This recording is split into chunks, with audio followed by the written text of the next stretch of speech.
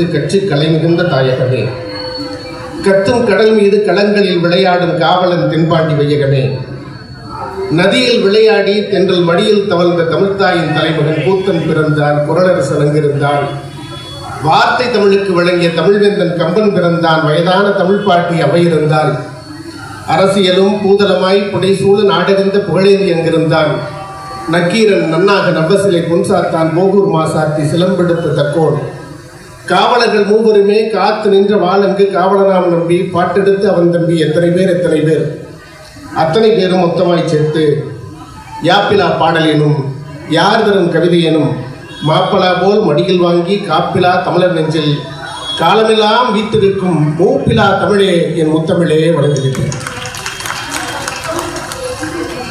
அந்த கை தட்டின 15 பேருக்கு நன்றி. நல்லதான் தட்டுங்க, என்னப்ப காசா பணமா? எங்களுக்கு கை தட்டுங்கன்னு கேட்டு பழகிடுச்சு. கைத்தட்டல் சத்தம் நல்லா வந்தால் பேச்சு நல்லா வரும். இவங்க இருக்காங்கல்ல, இந்த அம்மா தான் இன்னைக்கு தமிழ்நாட்டிலேயே பட்டிமன்றத்தில் டாப்பர் மோஸ்ட். உங்களுக்கு தெரியும், எல்லாம் நீங்கள் விஜய் டிவியில் பார்த்துருப்பீங்க. ஒரு நாள் கூட மேடை இல்லாமல் அவங்களால இருக்க முடியாது. டெய்லியும் மேடையில் இருக்கணும், இந்த மாதிரி ஜனங்க கூட்டமாக இருக்கணும், லைட் எரியணும், சத்தம் கேட்கணும், கைதட்டல் சத்தமும் வேணும். அதை விட முக்கியமாக பணம் வேணும். இந்த கொஞ்ச நாள் முன்னாடி கொரோனா வந்துச்சுல்ல, அப்போ இதெல்லாம் எதுவும் இல்லை. இந்த அம்மா என்ன பண்ணியிருக்கிறாங்க, ராத்திரி தூங்கும்போது நைட் 2 மணிக்கு கைதட்டல் சத்தம் இல்லாததுனால திடீர்னு எந்திரிச்சு பெரியவர்களே தாய்மார்களே கத்திருக்கிறாங்க தூங்குறப்ப. அப்புறம் அவங்க வீட்டுக்காரர் பக்கத்தில் இருந்தவர் என்ன பண்ணியிருக்காரு, எங்களுக்கு கண்ணெல்லாம் சால்வு போட்டாங்கல்ல, அந்த மாதிரி ஒரு பெட்ஷீட் எடுத்து இப்படி போட்டிருக்காரு. நன்றி வணக்கம்னு படித்தாங்க. அதனால நீங்கள் நல்லா கை தட்டினீங்கன்னா நல்ல நிகழ்ச்சி நடக்கும். அன்புக்கினிய பெருமக்களே, சேலம் அம்மாப்பேட்டை செங்குந்தர் அருள்மிகு மாரியம்மன் திருக்கோவில் ஆடி பெருவிழாவினை முன்னிட்டு ஜெயசக்தி நண்பர்கள் குழு வெகு சிறப்பாக கட்டமைத்து நடத்திருக்கிற இந்த சிறப்பு நகைச்சுவை இன்னிசை பாட்டு பட்டிமன்றத்தை நடத்தி கொண்டிருக்கிற இந்த குழுவினுடைய கௌரவ தலைவர், மிகுந்த மரியாதைக்கும் வணக்கத்திற்கும் உரிய திரு MVM முருகன் அவர்களே, மரியாதைக்குரிய திரு TKTN மணிகண்டன் அவர்களே, அன்பிற்கும் பேரன்பிற்கும் மிகுந்த மரியாதைக்கும் பாசத்திற்கும் உரிய அன்பு தம்பி, இந்த நல்ல நிகழ்ச்சியை முன்னின்று நடத்தி கொண்டிருக்கிற செயலாளர், அனைத்து இந்திய அண்ணா திராவிட முன்னேற்ற கழகத்தினுடைய மாவட்ட இளைஞரணியினுடைய பொருளாளர், பேரன்பிற்குரிய தம்பி கலை KT ராமச்சந்திரன் அவர்களே, பொருளாளர் மரியாதைக்குரிய அண்ணன் திரு P ஜெயப்பிரகாசம் அவர்களே, இந்த நிகழ்ச்சியில் இந்த அழைப்பதில் நிறைய பேர் இருக்கு. எல்லாரும் பேரும் சொல்லணும்னு ஆசை தான், சொன்னால் நேரம் ஆகிடும்ன்றதுனால இந்த ஜெயசக்தி நண்பர்கள் குழுவை சார்ந்திருக்கிற நண்பர்களே, இந்த நல்ல நிகழ்ச்சியை இங்கே தலைமையேற்று நடத்தி கொடுக்க, தொடங்கி வைக்க வருகின்றிருக்கிற, இதில் ஒரு சிறப்பு நான் முன்னாடி என்ன சொல்லியிருந்தோம்னா, ஒரு பெரிய டாக்டர் இருக்காருன்னு வச்சுக்கோங்களேன், ஒரு பெரிய டாக்டர், ஒரு பெரிய சர்ஜன். அவர் ஏற்கனவே நிறைய சர்ஜரி எல்லாம் பண்ணியிருப்பார், ஆப்ரேஷன் பண்ணியிருப்பார், பெரிய ஹாஸ்பிட்டல் வச்சிருக்காரு, பெரிய சர்ஜன் தான். ஆனால் அவரோட பையனுக்கு ஒரு நாள் அடிபட்டுருச்சு, ஒரு ஆப்ரேஷன் பண்ணணும்னு வச்சுக்கோங்களேன், அவர் கை கால்லாம் ஆடி போயிடும் இல்லைங்களா? பெரிய சர்ஜனாக இருந்தாலுமே அறுவை சிகிச்சை செய்யணும்னா அவருக்கு எந்த அளவுக்கு பதட்டமும் பரபரப்பும் ஏற்படுமோ, அதே போல இங்கே இருக்கிற பெருமக்களை உட்கார வைத்துக் கொண்டு எனக்கு இங்கே அமர்ந்திருப்பதிலே மிகப்பெரிய பதட்டமும் பரபரப்பும் இருக்கிறது. சட்டப்பேரவை உறுப்பினர், மிகுந்த மரியாதைக்குரிய அண்ணன் E பாலசுப்ரமணியம் அவர்களே, மாநகர் மாவட்ட கழகத்தினுடைய அவைத்தலைவர், முன்னாள் நாடாளுமன்ற உறுப்பினர் அண்ணன் பன்னீர்செல்வம் அவர்களே, சேலம் மாநகரத்தினுடைய முன்னாள் மாவட்ட கழக செயலாளரும் அனைத்துலக எம்ஜிஆர் மன்றத்தினுடைய இணை செயலாளரும், என்னுடைய வளர்ச்சியிலே பேரன்பை காட்டுகின்ற மிகுந்த மரியாதைக்கும் வணக்கத்திற்கும் உரிய அருமை அண்ணன் முன்னாள் சட்டப்பேரவை உறுப்பினர் அண்ணன் MK செல்வராஜ் அவர்களே, எம்ஜிஆர் இளைஞரணியுடைய மாநில துணை செயலாளர் முன்னாள் சட்டப்பேரவை உறுப்பினர் அண்ணன் AB சக்திவேல் அவர்களே, அன்பிற்கினிய அண்ணன் முன்னாள் சட்டப்பேரவை உறுப்பினர் ரவிச்சந்திரன் அவர்களே, என் உயிரினும் மேலான அன்பு அண்ணன் மாநகராட்சியினுடைய எதிர்க்கட்சி தலைவர் மாநகராட்சி மாமன்ற உறுப்பினர் யாதவமூர்த்தி அவர்களே, என் ஆர்வீர் நண்பர் திரு ஜெகதீஷ்குமார் அவர்களே, அண்ணன் தாமரை செல்வன் அவர்களே, மிகுந்த வணக்கத்திற்கும் கூட்டலுக்கும் மரியாதைக்கும் உரிய ஐயா திரு பிபிஆர் அவர்களே, ஐயா திரு லோகநாதன் அவர்களே, வருகின்றிருக்கிற பெருமக்களே, நிறைய பேர் இருக்கீங்க. யாருடைய பெயராவது சொல்லாமல் விட்டுட்டா அதை செஞ்சு மன்னிச்சுக்கிறோம். நான் பட்டிமன்றம் நான் குறைஞ்சபட்சம் ஒரு 5 மணி நேரம் நடத்துவேன். இங்கே இருப்பா, இங்கே இருக்க சூழலுக்கு பொறுத்த மாதிரி நடத்தலாம். நீங்கள் அப்படியே எழுந்து அப்படி கொஞ்சம் நெளிஞ்சிங்கன்னா நிறுத்திடுவேன். அதனால் நீங்கள் எவ்வளோ நேரம் உட்காந்துருக்கீங்களோ அவ்வளோ நேரம் நல்லா நடக்கும். அதை விட பெரிய சிறப்பு என்னென்னா, நீங்கள் பார்த்து பரவசப்படுகிற அற்புதமான பேச்சாளர்களை கூப்பிட்டு வந்திருக்கோம். நீங்கள் சந்தோஷமும் மகிழ்ச்சியாக இருந்து இந்த நிகழ்ச்சியை ரசிக்க வேண்டுமா எங்கள் அத்தனை பேரையும் கேட்டு போகலாம்.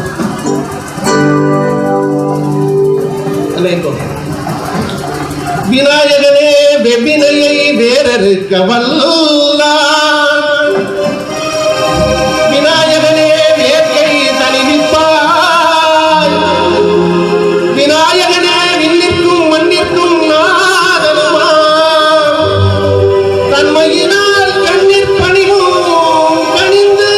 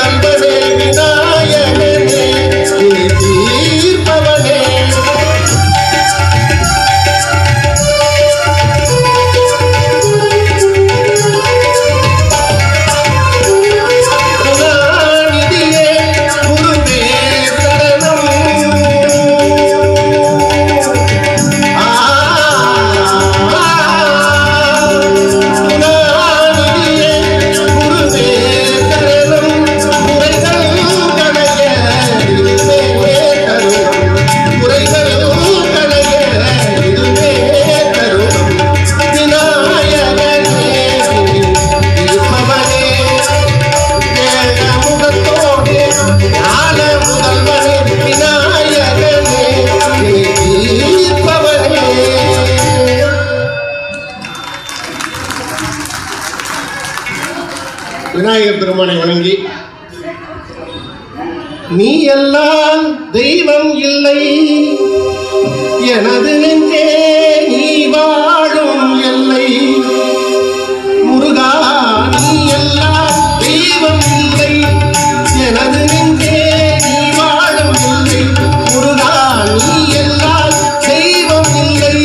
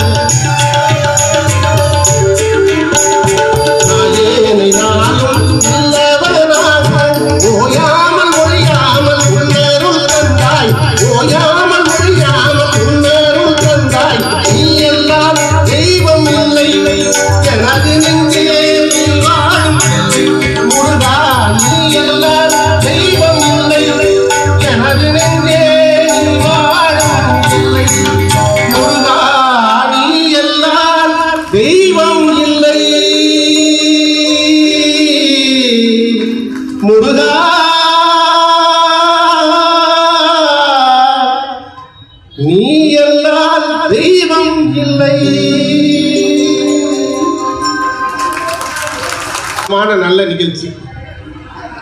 போச்சுரா இது சாமி பாட்டே பாடிட்டு போயிடுவானோன்னு நினச்சிடாதீங்க. இன்றைக்கு இந்த மாதிரி ஒரு கூட்டத்தை கூட்டுவது என்பது ரொம்ப கஷ்டம். ஏன்னா உங்கள் கையில் ஃபோன் ஒன்று இருக்குது, அதில் இல்லாதது எதுவுமே இல்லை. நான் இப்போ சொன்னேன் பார்த்தீங்களா, மலேசியா போயிட்டு வந்தேன்னு. மலேசியாவில் நான் 15 நாள் பேசிவிட்டு அங்கேருந்து கிளம்பி சேலம் வர்றதுக்குள்ளேயே நான் மலேசியாவில் பேசுனது எல்லாமே யூடியூப்பில் வந்துருச்சு. அதனால் நான் எங்கே போய் பேசினாலும் இது நேற்று தானே அங்கே பேசுனீங்கன்னு கேட்குறாங்க. இப்போ நேற்று கோயம்புத்தூர் புத்தக திருவிழாவில் பேசினேன். இப்போ இன்றைக்கி கோயம்புத்தூர்கார் ஒருத்தர் இங்கே வந்து உட்காந்துருந்தாரு தான் என்ன பண்ணுவேன். இங்கே ஐயா பிபி ராஜகோபால் ஐயா மார்கழி திருவிழாவில் பேச வைக்கிறார். ஆனால் அங்கே நான் பேசுகிறது ஆன்மீகம், இலக்கியம்னு ராமாயணம் மகாபாரதம்லாம் ஐயா மனசு நோகாதபடிக்கு ரொம்ப சிறப்பாக அங்கே வந்து ஒரு 2.5 மணி நேரம் பேசுகிறேன். அதை இங்கே பேச முடியாது. ஏன்னா நீங்கள்லாம் மகிழ்ச்சியாக இருக்கிறதுக்காக வந்திருக்கீங்க. மகிழ்ச்சியாக இருக்கிறதுக்கு ராமாயணத்தை ஏன்டா கேட்கணும்? அது எங்கள் வீட்லேயே டெய்லியும் நடக்குது. ராமாயணம் எல்லார் வீட்லேயும் நடக்குது. அது எதுக்கு இங்கே வந்து கேட்கணும்? உங்களுக்கு என்ன வேணுமோ அதை பேசுகிறேன். எனக்கு ராமாயணம் தெரியும், நான் பேச முடியுமா? உங்களுக்கு என்ன வேணும்? இன்னைக்கு இவ்வளோ பேர் வந்து உட்காந்துருக்கீங்கன்னா உங்கள் கையில் ஃபோன் இருக்கு. அந்த ஃபோனில் இல்லாத செய்தியே எதுவும் இல்லை. இன்னைக்கு மனுஷன் ஃபோனோட மட்டும்தான் வாழ்கிறான். ஃபோன் இல்லாமல் வேற வாழ முடியுமா? இந்த செல்போன் வந்ததுக்கப்புறம் இந்த நாடே நாசமாக போச்சுன்னு நினைக்கிறவங்கலாம் கை தட்டுங்க பார்ப்போம். இந்த கை தட்டினவங்கெல்லாம் யாருக்கிட்ட ஃபோன் இல்லை? யார்ட்டையாவது இல்லாமல் இருக்கா? கொஞ்ச நேரம் ஃபோன் வரலன்னா என்ன ஆகுதுன்னா, ஃபோன் எதாவது ரிப்பேர் ஆயிடுச்சோன்னு பயமாக இருக்கு. முன்னெல்லாம் வண்டியில் யாராவது போய் கீழே விழுந்துட்டான்னா எந்திரிச்சு கை உடஞ்சிருச்சா, கால் உடஞ்சிருச்சா, நகம் எந்திரிச்சா, ரத்தம் வருதான்னு பார்ப்பான். இப்போ அப்படி யாரும் பார்க்கறதில்ல. கீழே விழுந்தோடனே எந்திரிச்சு ஃபோன் உடஞ்சிருச்சா, சிம்மு போயிருச்சா இப்படின்னு பார்க்குறான். அவசரத்தில் வந்து ஃபோன் இல்லாமல் வாழவே முடியாதுன்ற நிலைமைக்கு வந்ததுனால இப்போ 2 நாளைக்கு முன்னாடி ஒரு சம்பவம் நடந்துச்சு.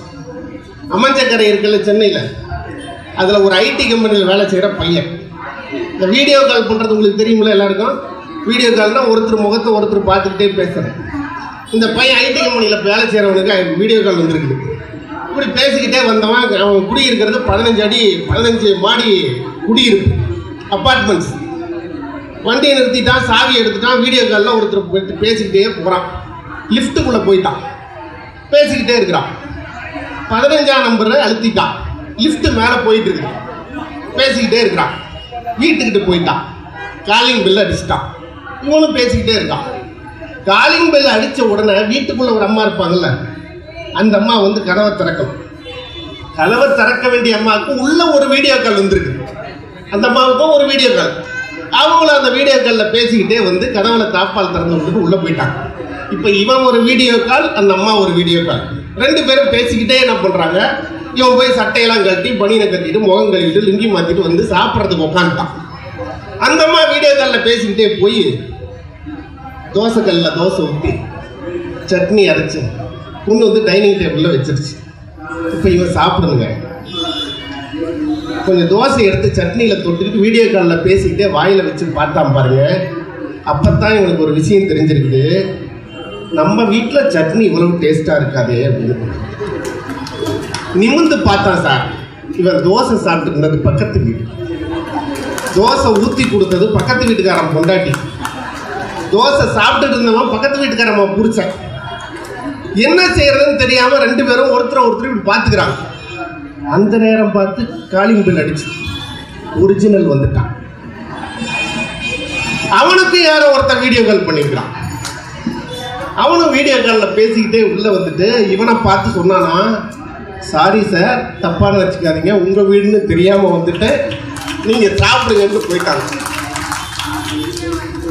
இன்னைக்கு இந்த மாதிரி நிலைமை மாறி போச்சு. மாற்றம் என்பது மானிட தத்துவம். மாறாதிருக்க நான் மனவிலங்கள்தான் கண்ணதாசன் சொல்றார். நித்தம் நித்தம் மாறுகின்றதெத்தனையோ, நெஞ்சில் நினைத்ததிலே நடந்ததுதான் எத்தனையோ. நித்தம் நித்தம் மாறுகின்றதெத்தனையோ, நெஞ்சில் நினைத்ததிலே நடந்ததுதான் எத்தனையோ. ஓடு போட்டு வாழ்ந்தவர்கள் எத்தனையோ, உந்த குறியும் தவறி போனவர்கள் எத்தனையோ.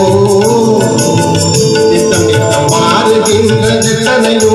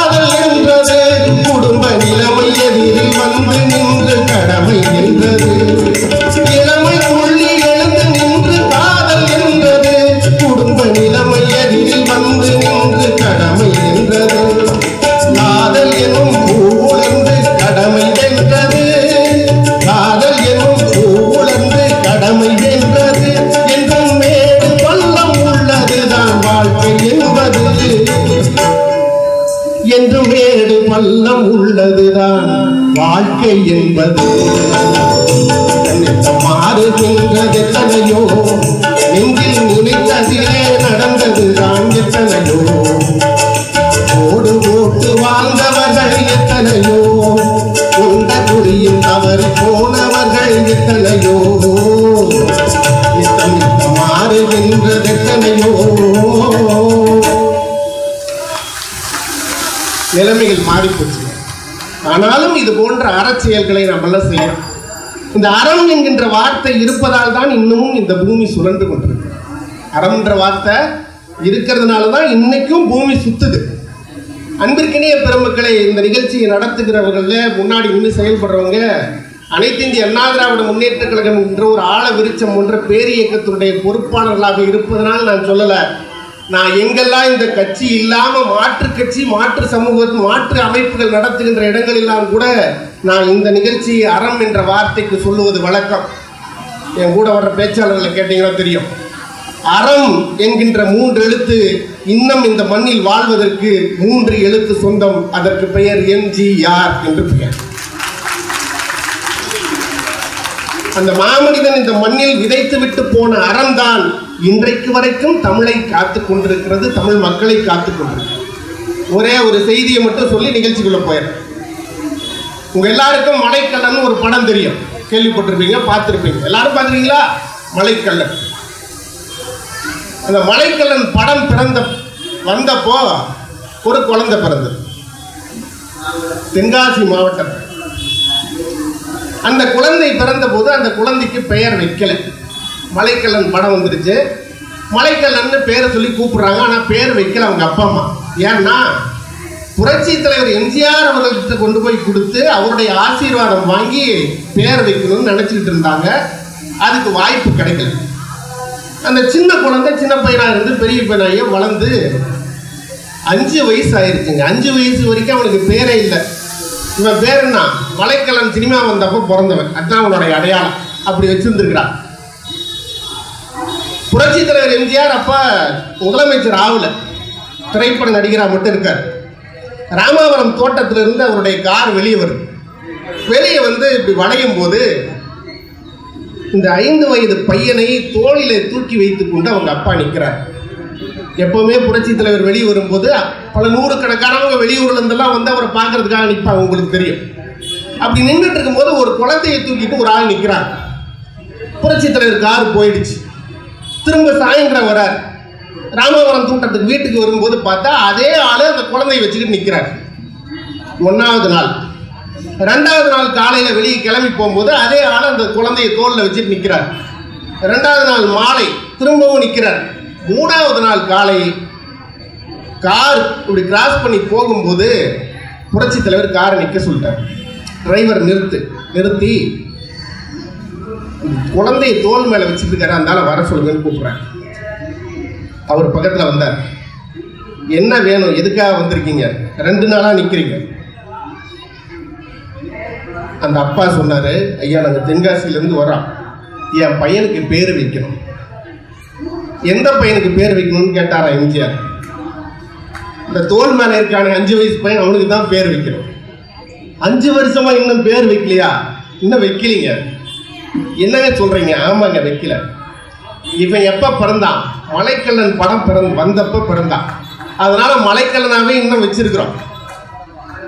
புரட்சி தலைவர் சொன்னாரா, அப்ப இவன் பேர் மலைக்கல்லனே வச்சுக்க, மலைக்கல்லனே வச்சுக்கங்க. மலைக்கல்லன் பேர் வச்சாச்சு. புரட்சி தலைவர் கையில் இருந்து, நான் சொல்றது எந்த காலம், எந்த வருஷம் சரியா தெரியல, 100 ரூபாய் நோட்டு ஒன்றை கையில் இருந்து கொடுத்துருக்காரு. 100 ரூபா நோட்டு. அன்னைக்கெல்லாம் 100 ரூபான்றது எவ்வளோ பெரிய காசு? 100 ரூபா நோட்டு. அதை வாங்கிட்டு எம்ஜிஆர்கிட்ட ஆசீர்வாதம் வாங்கிட்டு போயிட்டாங்க. காலச்சக்கரம் சுழன்று ஓடுகிறது பெரியவர்களே. சரியா 20 வருஷம் கழிச்சு புரட்சி தலைவர் எம்ஜிஆர் முதலமைச்சர் ஆயிட்டார். முதலமைச்சராகி முதலமைச்சர் கான்வாய், நீங்கள்லாம் இப்போ பார்த்துருக்கீங்க. முதலமைச்சர் போனாருன்னா எவ்வளோ கார் முன்னாடி போகும் அந்த கான்வாய். அந்த கான்வாய் ராமாபுரம் தோட்டத்திலேருந்து வெளியே கிளம்பி வரும்போது ஒரு 100 ரூபாயை ஒரு ஃப்ரேம் போட்டு, 100 ரூபா காகிதத்தை ஒரு ஃப்ரேம் போட்டு, ஒரு இவ்வளவு பெரிய ஒரு அட்டை பெட்டியில் ஃப்ரேம் போட்ட ஒரு அட்டை பெட்டி, கண்ணாடியில் பார்த்தா 100 ரூபா தெரிகிற மாதிரி ஒரு பையன் தூக்கி பிடிச்சிட்டு இப்படி நிற்கிறான் அந்த கூட்டத்துக்கு நடுவர். 100 ரூபா நோட்டை ஃப்ரேம் போட்ட ஒரு அட்டையை இப்படி தூக்கி பிடிச்சிட்டு நிற்கிறான். புரட்சி தலைவருடைய கார் இப்படி கிராஸ் பண்ணி போகுது. எம்ஜிஆர் பார்த்துட்டார். பார்த்த உடனே கியூரியாசிட்டி வரும் இல்லைங்க, ஏதோ 100 ரூபாயை காட்டுறாங்க. நம்மளை மாதிரி சாதாரண ஆளாங்க அவரு. வண்டி போயிடுச்சு, திரும்ப சாயந்தரம் வருது, அதே மாதிரி அவன் 100 ரூபாயை பிடிச்சிட்டு நிற்கிறான். அன்பிற்கினிய பெருமக்களே, நான் முன்ன சொன்ன பார்த்தீங்களா அறம், அந்த அறத்தினுடைய மிகப்பெரிய உதாரணமாக உதார புருஷனாக வாழ்ந்து காட்டியதால் தான் இன்றைக்கு வரைக்கும் எம்ஜிஆர் என்கின்ற பெயரை நம் நெஞ்சங்களுக்குள்ளே நாம் வைத்திருக்கிறோம். வந்த கார் நின்றுச்சு சார், கண்ணாடி இறக்குனாரு. கண்ணாடி இறக்கி அந்த 100 ரூபாய் நோட்டை தூக்கி பிடித்திருந்த பையனை மலைக்கல்லா இங்கே வான்னு பேர் சொல்லி கூப்பிட்டாராங்க எம்ஜிஆர். நினைச்சு பாருங்க, முடியுமா? இன்னைக்கு காலைல யார் என்கிட்ட பேசுனாங்கன்னு எனக்கு மறந்து போயிடுச்சு. இப்போ கொஞ்ச நேரத்தில் இதுக்கு முன்னாடி யார் என்கிட்ட பேசுனாங்கன்னு மறந்துடுச்சு. ஆனால் அவரு எத்தனை வருஷத்துக்கு முன்னாடி 100 ரூபா கொடுத்தாரு, அந்த 100 ரூபாயை ஒருத்தன் ஃப்ரேம் போட்டு வச்சிருக்காங்க. அந்த சம்பவத்தை எப்படி கனெக்ட் பண்றாரு பாருங்க. பார்த்துட்டார், மலைக்கெல்லாம் இங்க வா. அந்த நேரத்துக்கு மலைக்கல்லன் கூட வந்தவங்க எல்லாம் யாருன்னு கேட்டீங்கன்னா, மலைக்கல்லன் அவங்க அப்பா அம்மா, அவன் கிராமத்துல இருந்து ஒரு 10 பேர், இவ்வளவு பேர் அங்க நின்றுட்டு இருந்துருக்கிறான். என்ன விஷயம் கேட்டாராம், இந்த பையன் நல்லா படிச்சுட்டான், மெடிக்கல் சீட்டு வேணும், நீங்க பார்த்து கொஞ்சம் முயற்சி பண்ணி இவனை டாக்டர் ஆக்கி விடணும்னு கேட்டிருக்கிறாங்க. அப்படியா, எவ்வளவு மார்க் எல்லாம் பரவாயில்லையா? எல்லாம் பரவாயில்லைங்க, இருந்தாலும் நீங்க பார்த்து பண்ணீங்கன்னா செய்ய முடியும். உடனே சீஃப் செக்ரட்டரி பக்கத்தில் இருக்கவங்கள்ட்ட இந்த ஒரு மெடிக்கல் சீட் கொடுக்க முடியுமான்னு கேட்டிருக்காரு. அவங்க சொல்லியிருக்காங்க, இல்லைங்க இங்கே எல்லாமே முடிச்சிட்டோம், இங்கே டோட்டலாக வந்து அட்மிஷனை க்ளோஸ்டு, தமிழ்நாட்டுக்குள்ளே மெடிக்கல் சீட்டு கிடையாது, வேற என்ன செய்யலாம்? ஆந்திராவிலே NT ராமராவ் முதலமைச்சர். உடனே ராமராவுக்கு ஃபோன் பண்ணுறாரு, இங்கேருந்து ஒரு பையன் அனுப்புகிறேன், என் பையன் மாதிரி, note this point your honour, என் பையன் மாதிரி நான் அனுப்புகிறேன், இந்த பையன் வரா, ஒரு மெடிக்கல் சீட் கொடுத்துருங்க. NT ராமராவ் சொன்னாரா, அண்ணே நீங்கள் ஒரு பையனை அனுப்பி சீட்டு தானே கொடுக்க சொல்கிறீங்க, பாட்சா படத்தில் சொல்லுவாங்க இந்த காலேஜே உங்களுதுனே, இந்த ஆந்திராவே உங்களுதுனே, என்ன வேணாலும் கொடுக்குறேனே அப்படின்னாராம். அந்த பையன் போனால் ஆந்திராவில் MBBS படித்தான், ஒட்டுமொத்த செலவையும் NT ராமராவ் ஏற்றுக்கொண்டாராம். இந்த தர்மம் எங்கே தலைக்காகுது பாருங்க. இது நான் சொல்றது கற்பனையோ இட்டுக்கட்டியோ ஏதோ மேடைக்கு சொல்லணும் இல்லைங்க, எம்ஜிஆருடைய வாழ்க்கை வரலாறு. ஒரு சாதாரண கை குழந்தையாக பிறந்த பையனுக்கு பேர் வைக்கல, 5 வயசு ஆனதுக்கு அப்புறம் மலைக்கல்லன் புரட்சி தலைவரே பேர் வைக்கிறாரு, ஒரு 100 ரூபா நோட்டை கொடுக்குறாரு, அதை வச்சே அடையாளம் கண்டுபிடிக்கிறாரு, MBBS சீட்டு கொடுக்குறாரு, படிச்சு முடிச்சுட்டான், இவர் இங்க இருக்காரு, அவன் அங்க இருக்கிறான், முடிஞ்சு போச்சு. காலச்சக்கரம் மீண்டும் சுழன்று வந்து புரட்சி தலைவர் மிகவும் உடல் நலிவுற்று புரூக்ளின் மருத்துவமனையில் அமெரிக்காவில் இருக்கிறப்போ எம்ஜிஆருடைய கடைசி கட்டத்திலே அவரை கூட இருந்து பார்த்து கொண்டு கவனித்த சிகிச்சை அளித்த மருத்துவர்கள் குழுவிலே மலைக்கல்லனும் ஒரு மருத்துவர் பிரிவுகளே. கருவினில் வளரும் மழலையின் உடலில் தைரியம் வளர்ப்பார் தமிழ் களங்கம் திறந்தால் பெற்றவள் வானம் காத்திட எழுவான் அவள் பிள்ளை. அச்சம் என்பது மடமையடா, அஞ்சாமை திராவிட உடமையடா, ஆறிலும் சாவு 100லும் சாவு, தாயகம் காப்பது கடமையடா, தாயகம் காப்பது கடமையடா. அச்சம் என்பது மடமையடா, அஞ்சாமை திராவிட உடமையடா.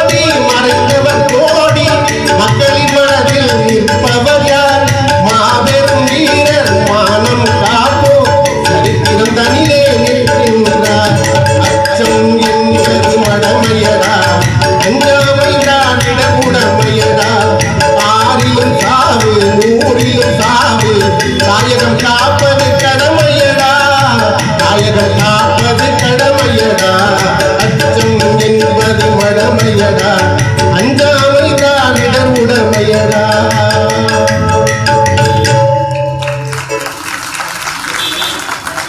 என்று இந்த அறம் என்கிற வார்த்தைக்கு ஒரு விளக்கம் சொல்லி இப்ப பட்டிமன்றம்.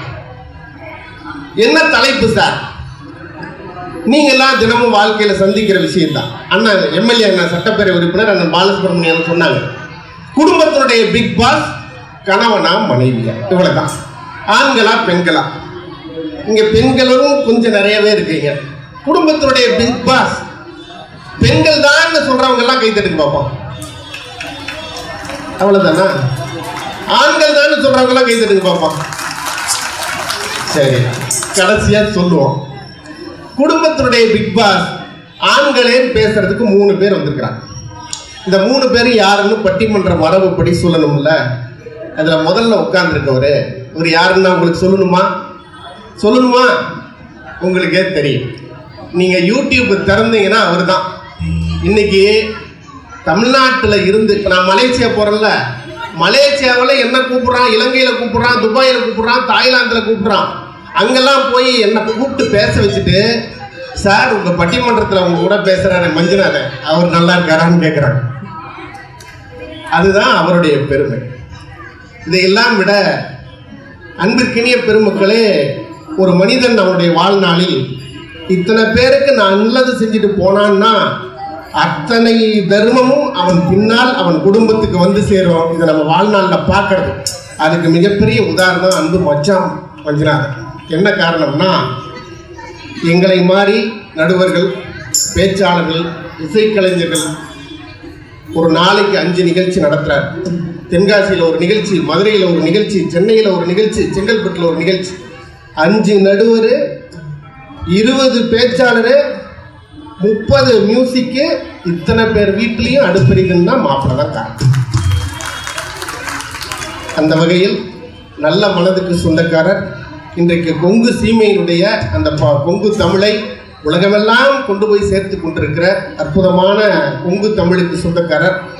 உங்கள் நெஞ்சமெல்லாம் இனிக்கக்கூடிய அளவுக்கு நீங்கள் அப்படியே உள்ள சாப்பிட்டு வந்ததெல்லாம் வெளியே வாங்கிட்டு வர அளவுக்கு பேசிடுவார். உங்களுக்கு தெரியும். அன்பிற்கினிய மாப்பிள்ளை தூரன் KR மஞ்சுநாதன் அவர்கள் வந்திருக்காங்க.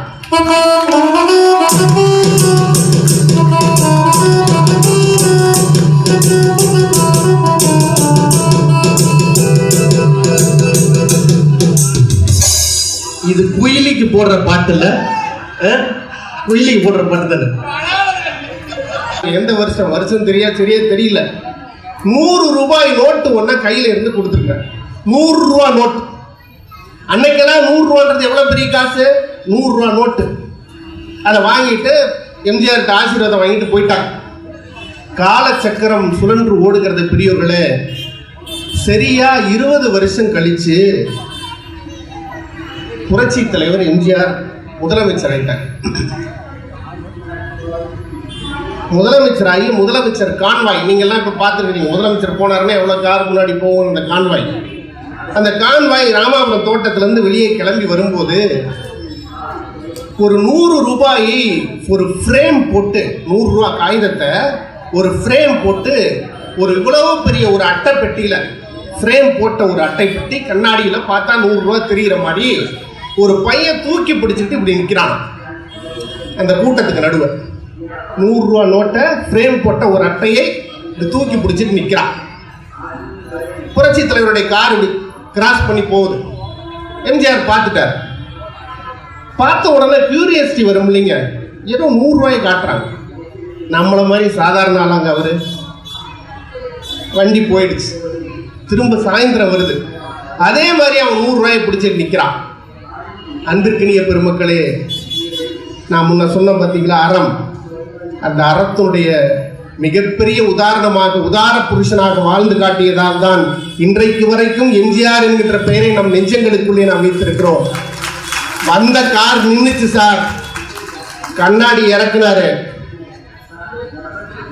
கண்ணாடி இறக்கி அந்த 100 ரூபாய் நோட்டை தூக்கி பிடித்திருந்த பையனை மலைக்கல்லா இங்கே வான்னு பேர் சொல்லி கூப்பிட்டாராங்க எம்ஜிஆர். நினைச்சு பாருங்க, முடியுமா? இன்னைக்கு காலைல யார் என்கிட்ட பேசுனாங்கன்னு எனக்கு மறந்து போயிடுச்சு.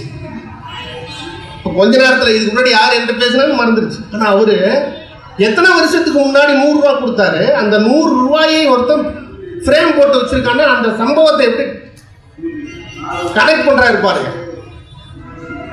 பார்த்துட்டார், மலைக்கெல்லாம் இங்க வா.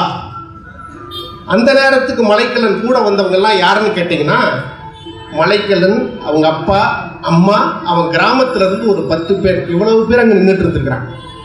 என்ன விஷயம் கேட்டாராம், இந்த பையன் நல்லா படிச்சுட்டான், மெடிக்கல் சீட்டு வேணும், நீங்க பார்த்து கொஞ்சம் முயற்சி பண்ணி இவனை டாக்டர் ஆக்கி விடணும்னு கேட்டிருக்கிறாங்க. அப்படியா, எவ்வளவு மார்க் எல்லாம் பரவாயில்லையா? எல்லாம் பரவாயில்லைங்க, இருந்தாலும் நீங்க பார்த்து பண்ணீங்கன்னா செய்ய முடியும். உடனே சீஃப் செக்ரட்டரி பக்கத்தில் இருக்கவங்கள்ட்ட இந்த ஒரு மெடிக்கல் சீட் கொடுக்க முடியுமான்னு கேட்டிருக்காரு. அவங்க சொல்லியிருக்காங்க, இல்லைங்க இங்கே எல்லாமே முடிச்சிட்டோம், இங்கே டோட்டலாக அட்மிஷனை க்ளோஸ்டு, தமிழ்நாட்டுக்குள்ளே மெடிக்கல் சீட்டு கிடையாது, வேற என்ன செய்யலாம்? ஆந்திராவிலே என்டி ராமராவ் முதலமைச்சர். உடனே ராமராவுக்கு ஃபோன் பண்ணுறாரு, இங்கேருந்து ஒரு பையனை அனுப்புகிறேன், என் பையன் மாதிரி, note this point your honour, என் பையன் மாதிரி நான் அனுப்புகிறேன், இந்த பையன் வரா, ஒரு மெடிக்கல் சீட் கொடுத்துருங்க.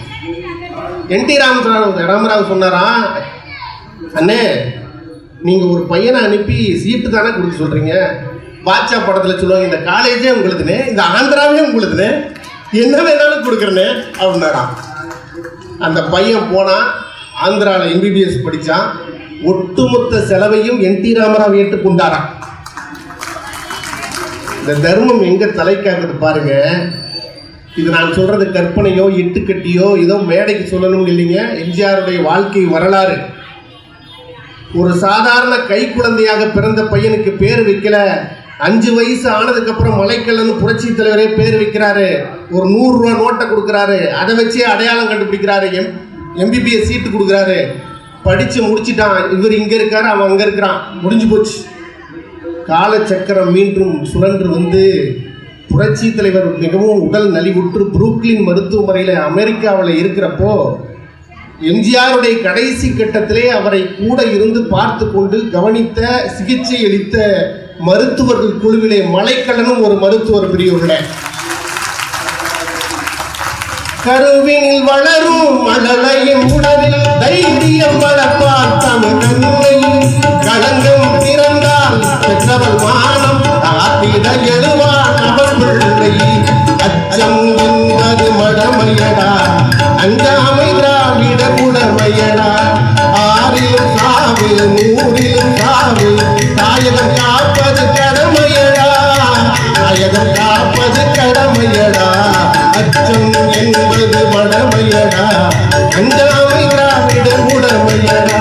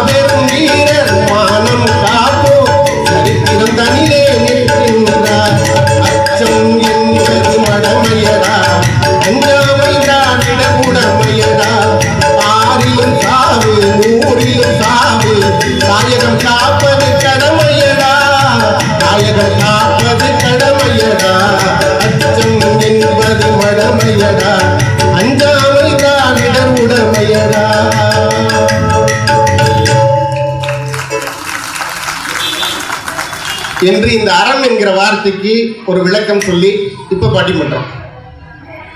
என்ன தலைப்பு சார்? நீங்க எல்லாம் தினமும் வாழ்க்கையில சந்திக்கிற விஷயம் தான். அண்ணன் எம்எல்ஏ அண்ணன் சட்டப்பேரவை உறுப்பினர் அண்ணன் பாலசுப்ரமணியன் சொன்னாங்க, குடும்பத்தினுடைய பிக் பாஸ் கணவனா மனைவியா, இவ்வளவுதான். ஆண்களா பெண்களா? இங்க பெண்களும் கொஞ்சம் நிறையவே இருக்கீங்க. குடும்பத்தினுடைய பிக் பாஸ் பெண்கள் தான் சொல்றவங்க எல்லாம் கைத்தட்டுக்கு பார்ப்போம். அவ்வளவுதானா? ஆண்கள் தான் சொல்றவங்க எல்லாம் கைத்தட்டுக்கு பார்ப்போம். சரி, கடைசியா சொல்லுவோம். குடும்பத்தினுடைய பிக் பாஸ் ஆண்களே பேசுறதுக்கு 3 பேர் வந்திருக்கிறாங்க. இந்த 3 பேர் யாருன்னு பட்டிமன்ற மரபுப்படி சொல்லணும்ல. அதுல முதல்ல உட்கார்ந்துருக்கவரு இவர் யாருன்னா உங்களுக்கு சொல்லணுமா? உங்களுக்கே தெரியும். நீங்க யூடியூப் திறந்தீங்கன்னா அவர் தான். இன்னைக்கு தமிழ்நாட்டில் இருந்து இப்போ நான் மலேசியா போறேன்ல, மலேசியாவில் என்ன கூப்பிடுறான், இலங்கையில் கூப்பிடுறான், துபாயில் கூப்பிடுறான், தாய்லாந்தில் கூப்பிடுறான்.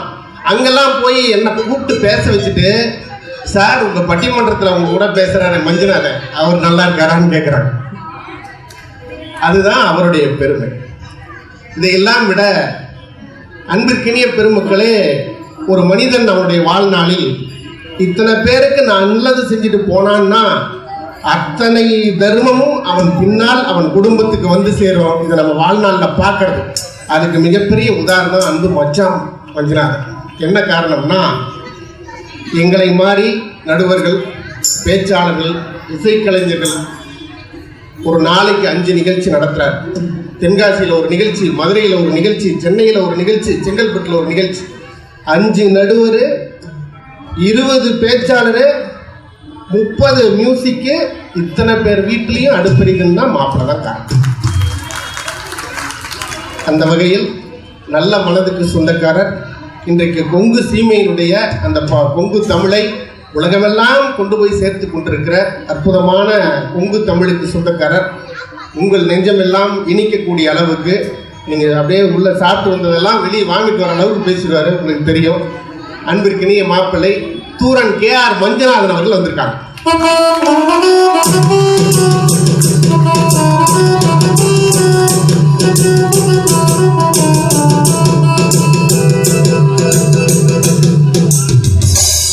இது குயிலிக்கு போடுற பாட்டு இல்ல, குயிலிக்கு போடுற பாட்டு தானே. அவர் பக்கத்தில் உட்கார்ந்துருக்கவரு நீங்க எல்லாரும் விஜய் டிவியில பார்த்திருக்கலாம். கலக்க போவது யாருடைய டைட்டில் வின்னர். கலக்க போவது யாருல டைட்டில் வின்னர். சீசன் 6ல டைட்டில் வின்னர். அதை தாண்டி இன்றைக்கு தமிழ்நாடு இல்லாம வெவ்வேறு நாடுகள்ல மிகப்பெரிய நகைச்சுவைக்கு சொந்தக்காரராக விளங்கி அற்புதமா அவர் ஒரு பெரிய நடுவர். என்கிட்ட இவரோட பேரன்பின் காரணமா இங்க வந்திருக்காரு கூட.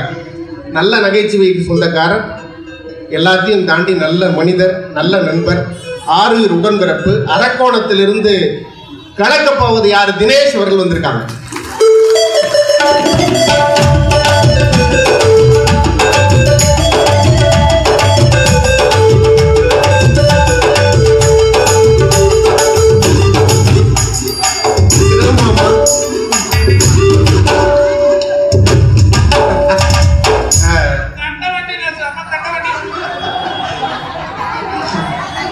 அவர் பக்கத்தில் உட்கார்ந்துருக்கவரு நல்ல தமிழுக்கு சொந்தக்காரர். இன்றைக்கு இருக்கிற இளம் தலைமுறை பேச்சாளர்களிடத்துல இலக்கியமும் நகைச்சுவையும் எல்லாவற்றையும் தாண்டி இறையாண்மையும் கொண்டு போய் சேர்க்கிற அற்புதமான பணிக்கு சொந்தக்காரர். சமீப காலத்தில் என்னைக்கு நிறைய நிகழ்ச்சி கொடுத்து என்னை ஆதரித்து கொண்டிருக்கிற அருமை நண்பர் நோட்டீஸ் பாயிண்ட் யுவரானர். அதையும் தாண்டி இப்ப சமீபத்தில் மாண்புமிகு முதலமைச்சர் அவருடைய கரங்களால் நல்லாசிரியர் விருது வாங்கியிருக்கிறார். பெருந்துறையிலே இருக்கிற கொங்கு மெட்ரிக் மேல்நிலைப் பள்ளியுடைய தமிழ்துறை தலைவர், என் ஆரியர் சகோதரர் முனைவர் கோப்பா ரவிக்குமார் அவர்கள் வந்திருக்காங்க.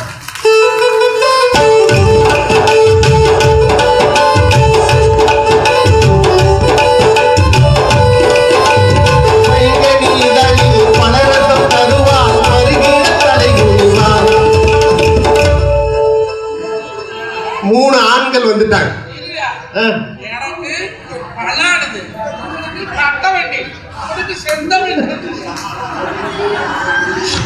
சரி, இந்த பக்கத்துல 3 பேர் பெண்கள். அதுல அந்த கடைசியில் உட்கார்ந்துருக்கவங்க நீங்க பார்த்துருக்கலாம். மதுரை முத்துனுடைய எல்லா நிகழ்ச்சியிலையும் பேசக்கூடியவங்க. சீசன் 7 கலக்க போவது யாருடைய 7வது பகுதி சீசன் 7ல வராங்க. நல்ல நகைச்சுவைக்கு சொந்தக்காரர். அற்புதமாக அவங்க பேசும்போது தெரியும் எப்படின்னு. நிறைய யூடியூப் சேனலில் நீங்கள் நீலவேணின்னு போட்டிங்கன்னா ஃபுல்லாக நிறைய சேனலில் வரும். அந்த அளவுக்கு பெரிய அற்புதமான பேச்சாளர். பேராவூரணிலேருந்து வந்திருக்காங்க. காலையில் 7 மணிக்கு கிளம்பி இப்போ தான் வந்திருக்காங்க. நல்ல தமிழும் நல்ல நகைச்சுவையும் எங்கே இருந்தாலும் தேடி கொண்டு வந்து உங்களுக்கு சேர்க்கணுன்றதுக்காக தான் இவ்வளவு பேரா தம்பி ராமச்சந்திரனும் முருகனும் ஏற்பாடு பண்ணியிருக்காங்க. அவங்களுக்கு ஒரு பெரிய கைத்தட்டல் கொடுத்துடலாம். அன்பு தங்கை பேராவூரணி நீலவேணி அவர்கள்.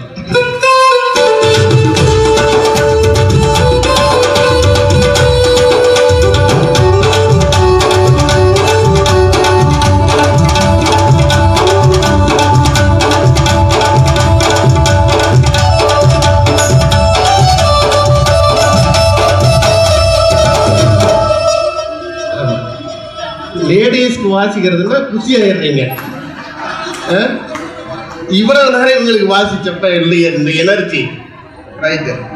அதுக்கு பக்கத்தில் உட்கார்ந்துருக்கவரு அவங்க வந்து நல்ல நகைச்சுவை சொந்தக்காரர். அவங்க பேசும்போது தெரியும் அற்புதமான தமிழுக்கு அற்புதமான நகைச்சுவைக்கு சொந்தக்காரர் என் அன்பு மகள் மோனிஷா.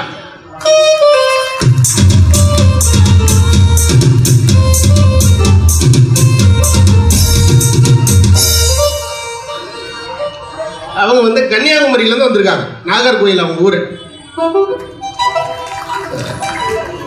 அவங்க பக்கத்தில் உட்காந்துருக்கவங்க சொல்லணுமா, உங்களுக்கு நல்லா தெரிஞ்ச தமிழ்நாட்டில் இன்னைக்கு நாங்கள்லாம் வந்து 30 நாளில் ஒரு 20 நாள் 15 நாள் மேடையில் இருக்கோம்.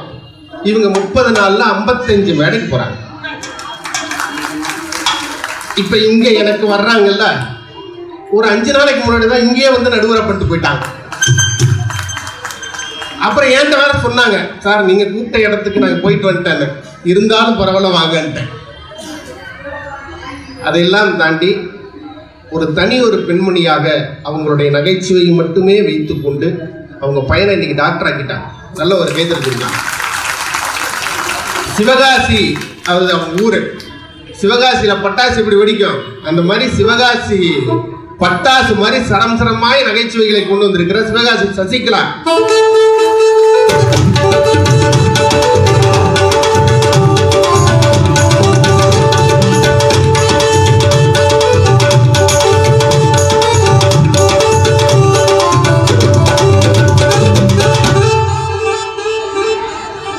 ஆறு பேர் பேசுறேன். அங்க மியூசிக் வந்திருக்கவரு, நான் இப்போ இந்த மாதிரி வெளிநாட்டுக்கெல்லாம் போகும்போது இலங்கையில் வவுனியா பல்கலைக்கழகத்தில் பேசினேன். அது ஒரு மோட்டிவேஷன் டாக். அது பேசிட்டு கீழே இறங்கும்போது பார்த்தா கொஞ்சம் அங்கே படிக்கிற பொண்ணுங்கள்லாம் வந்து, சார் யூடியூப்பில் பார்த்துருக்கோம், ஒரு பாட்டு பாடுங்க சார்னு கேட்குறாங்க. என்னையெல்லாம் பாட வைத்த பெருமை அண்ணன் தான் சேரும் கல்கி சீனிவாசன். என் 6 இளவல் அன்பு தம்பி ஆனந்த், தம்பி செல்வம். அண்ணே ஆடியோ பேர் என்னண்ணே? என்ன ஆடியோ பேரு அண்ணா? அண்ணே நீங்க உட்காருங்க. ஆமா சரி. ஆடியோ பேர் என்னன்னா விக்ரம் ஆடியோ. இந்த ஆடியோவில் என்ன பெரிய சிறப்புனாங்க, சில இடத்துலாம் ஆடியோக்காரங்க கொலையா கொள்ளுவாங்க. உண்மையிலேயே இந்த ஆடியோ ரொம்ப சிறப்பாக இருக்கு.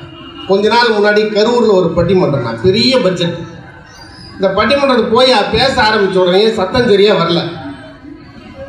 என்ன சொன்னேன், அண்ணா ஆடியோக்காரனா சட்டம் சரியாக கேட்கல, கொஞ்சம் மானிட்டர் ஏற்றுங்கண்ணா அப்படின்னா. மானிட்டர்னா அதை பாருங்க, இங்கே 2 வச்சுருக்காங்க, அந்த 2 பாக்ஸ் தான் மானிட்டர். கொஞ்சம் மானிட்டர் ஏற்றுங்கண்ணா.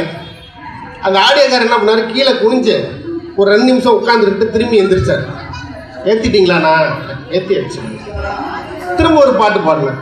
நான் சரியாக கேட்கலண்ணா, இன்னும் கொஞ்சம் மானிட்டர் ஏற்றுங்க. திரும்ப கீழே குனிஞ்சார். கொஞ்ச நேரம் கழிச்சு திரும்பி எந்திரிச்சார். 3வது பாட்டு பாடியாச்சு, சத்தம் கேட்கல. அண்ணே இன்னும் கொஞ்சம் ஏற்றுங்கண்ணா. ஒரு பாட்டில் கட்டி தீர்ந்து போயிடுச்சு தம்பின்னாரு. நான் ஒரு மானிட்டர் சொன்னால் அவர் ஒரு மானிட்டர் புரிஞ்சுக்கிட்டாரு. என்ன பண்ணிட்டோம். அப்படியெல்லாம் இருக்கும்போது அண்ணன் வந்து நல்ல ஒரு அற்புதமான ஆடியோ சிறப்புண்ணா. இப்போ நாங்கள்லாம் பேச தயார், நீங்கள்லாம் கேட்க தயார்னு நான் எப்படி கண்டுபிடிக்கிறது?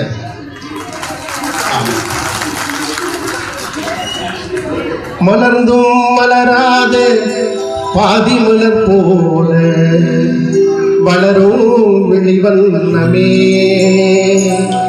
வந்து விடிந்தும் விடியாத காலை பொழுதாக மலர்ந்த கலையன்னமே.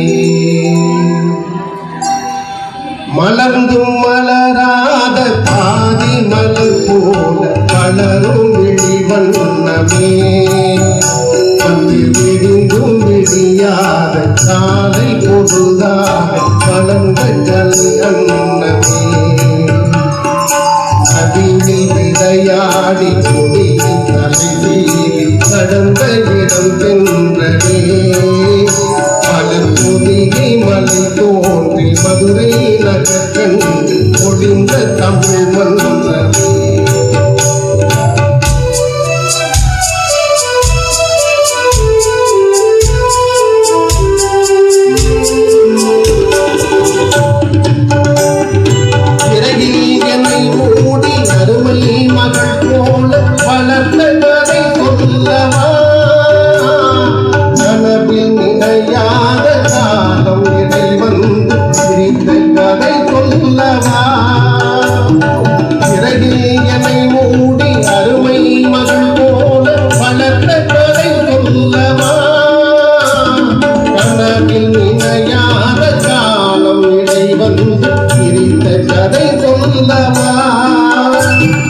கண்ணின் மணி போல மணியின் நிழல் போல கலந்து பிறந்தோமடா இந்த மண்ணும் கடல் வானம் மறைந்து முடிந்தால் மறக்க முடியாதடா உறவை பிடிக்க முடியாதடா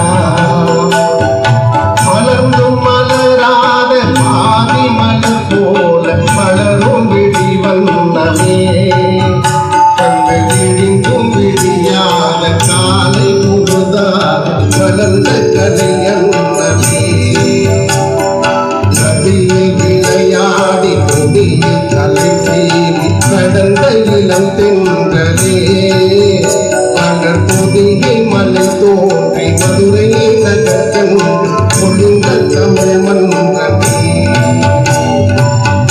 மலர்ந்தும் மலராத பாதி மலர் போல வளரும் வெளிவண்ணமே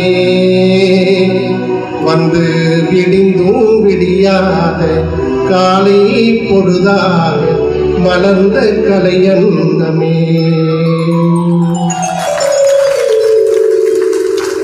அப்படி ஒரு வாழ்க்கை வாழ்ந்தோம்ல, அண்ணன் தங்கை உறவு. இந்த பிக் பாஸ் யாருக்குன்னு வர்றேன். அண்ணனும் தங்கையும் அப்படி இருந்தாங்க. ரெண்டு அண்ணனும் தம்பியும் எப்படி இருந்தாங்க? ராஜாக்கள் மாளிகையும் காணாத இன்பமடா, நாலு கால் மண்டபம் போ நாங்கள் சொந்தமடா. ராஜாக்கள் மாளிகையும் காணாத இன்பமடா, நாலு கால் மண்டபம் போ நாங்கள் சொந்தமடா. ரோஜாவின் இதழ்களை போல் தீராத வாசமடா, ரோஜாவின் இதழ்களை போல் தீராத வாசமடா. நூறாண்டு காலம் என்றும் மாறாத பாசமடா. சொத்து முட்டாதே சொத்து சொத்தாதே, அண்ணன் தம்பி பிறந்து வந்தோம் பொண்ணுக்குள் ஒண்ணாதே, அன்பாலே வளர்ந்து வந்தோம் பெண்ணுக்கு கண்ணாதே. இப்படி இருந்தார் அண்ணன் தம்பி, ஒண்ணுக்கு ஒண்ணா இருந்தார். இதெல்லாம் இந்த பிக் பாஸ் மனைவி வந்த அப்புறம் என்ன ஆகும், அது என்னன்னு சொல்லணும். இப்ப சொல்ல வர்றதுக்கு யாரை கூப்பிடலாம்?